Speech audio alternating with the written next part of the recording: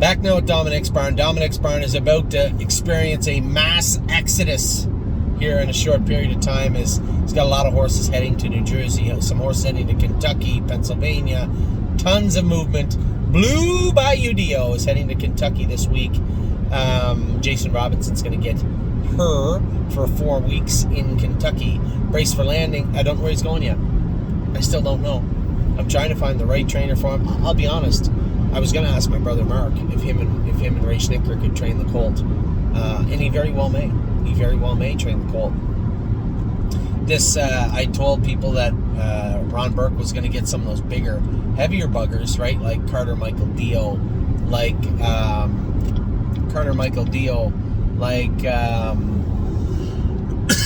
Spitfire Overseas. Got to get him squared away. Like Spitfire Overseas and hornplayer. I want to get another start or two into hornplayer before she goes anywhere.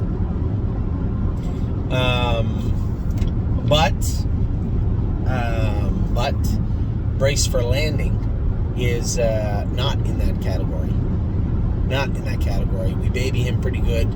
He's not in that big Clydesdale workhorse, train him hard category.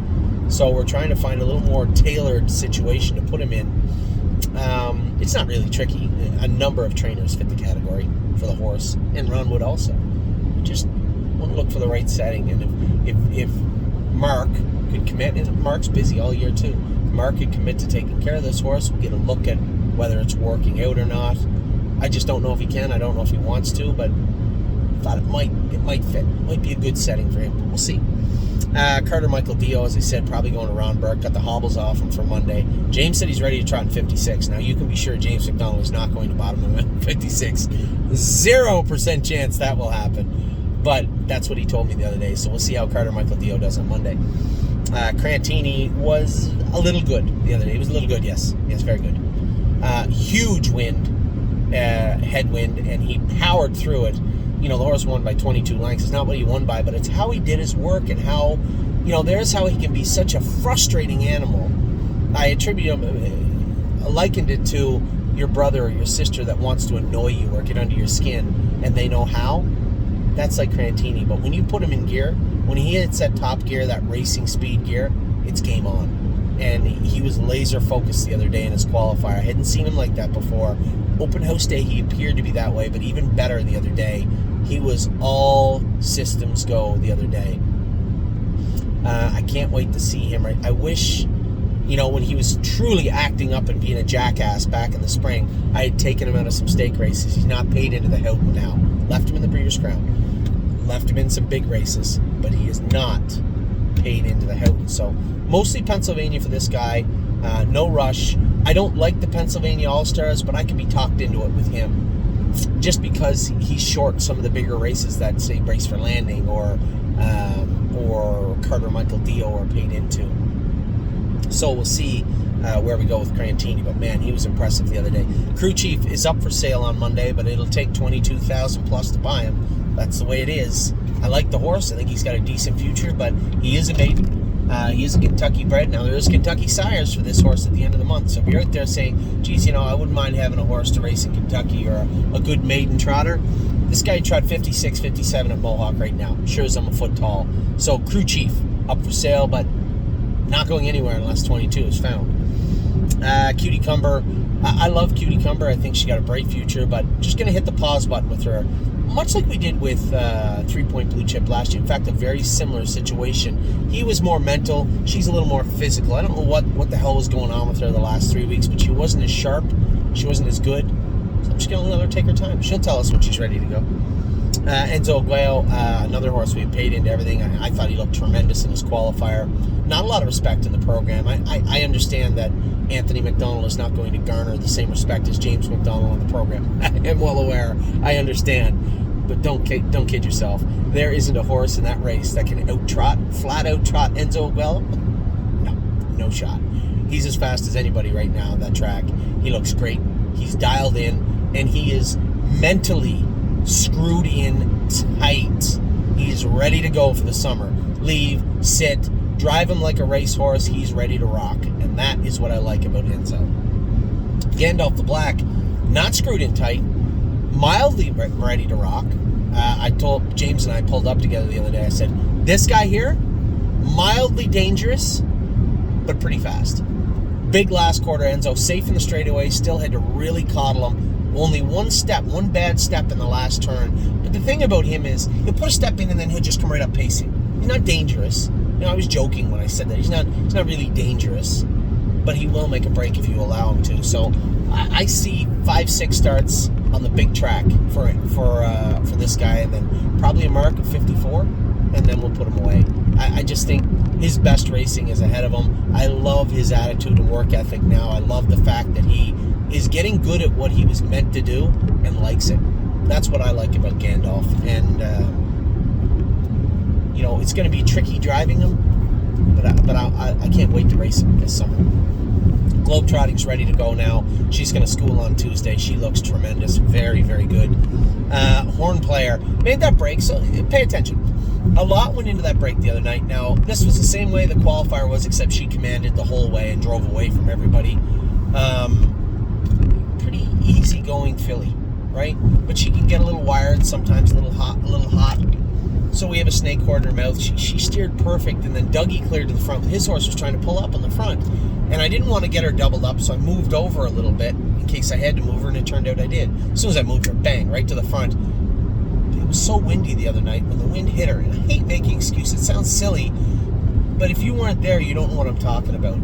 You could see her. She come to the head of the lane. It was, she was going forward, but at the same token, she was not paying attention. Her race was interrupted, and it wasn't a good night for racehorses. It wasn't a good night for a first start for a baby. But I kicked the earplugs out, which she's never had pulled in her life, which didn't really seem to faze her. But she tried to go forward, and then she got all out of gear, and then that was I believe the wind was, as I said last night, the catalyst of everything that took place after that. Then she tried to push forward. She knuckled over and made a break. Stung herself too. You can see she ran for quite a while. If you go back and watch, you can see the end. You can see what started it. You can see what finished it. The wind was what started it. It really bothered her to no end. I forced her to do her work, and she said, fine. And she went to go forward. She knuckled over, left hind, made a break. It was very disappointing. And not, as I said, not a nice night to race horses, but make no mistake, I don't think they were catching her. Maybe Una, but it wasn't going to be an easy chore for her.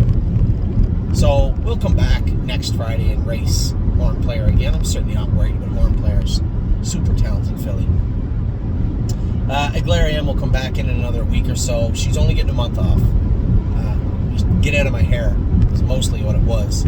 She'll come back in a week or so, join the stable again and start training down. Laugh now, maybe leaving the stable on Monday. Listen, another horse got one win in 2 minutes the other day, has trotted the last half in 56-3 at Mohawk, is one of the favorites in that pop-up series in Georgian, is picked to win that pop-up series leg against the only other horse that looks like he can compete against him on paper. So I think Laugh Now is probably a horse everybody should be looking at that's looking for a talented horse. It's a $100,000 yearling. He was a yearling, full brother to Alarm Detector, so no slouch there, and he loves to race. I like the horse very much so, but I can't start entering horses in the numbers 1 and 2, and we have all these 2-year-olds getting ready also. So Laugh Now, it's just timing. Leaps and Bounds will be heading to the Meadows to race on Thursday in Pennsylvania in the pop-up series. Very happy with what I've seen from Leaps and Bounds. I think she's a horse you got to drive her like a racehorse and get her on her toes. I will have her on her toes on Thursday. Of that, I can assure you. Una Madonna looked unbelievable the other night. Did her work perfectly on the right line. Is that mental? Is that physical? There's something in her mouth still that's lingering and bothering her. I don't know. We're going to take her to the vet and make sure that it's not something physical. We can change her equipment around to help her with that, but I'm curious why we have to. So we'll see how Una Madonna does at the vet on Monday, and then in Kentucky the week after. Why did I jump to Una Madonna? There's a lot of horses in here before her. Sailor's been absolutely tremendous. Jogged the other day. Now we got him under control where you can race him from off the pace. James did a great job. Back into go at Mohawk. I think his next start will have to be at Georgian, though. We're trying to get him in a race where he can race for less than 15, so he can fit back in that class. Horses that race for person less than 15,000. So we'll see if we can get him in one of those classes here in the next week or so. Sipping on my shine out in the field for another 6 weeks or so. Tactical mounds, I trained her this morning with the hobbles on. Ready to go. She will qualify again on Friday, I guess. Wait, no, I can't qualify her on Friday. I'm gone away, right? I'm at the Meadows on Friday.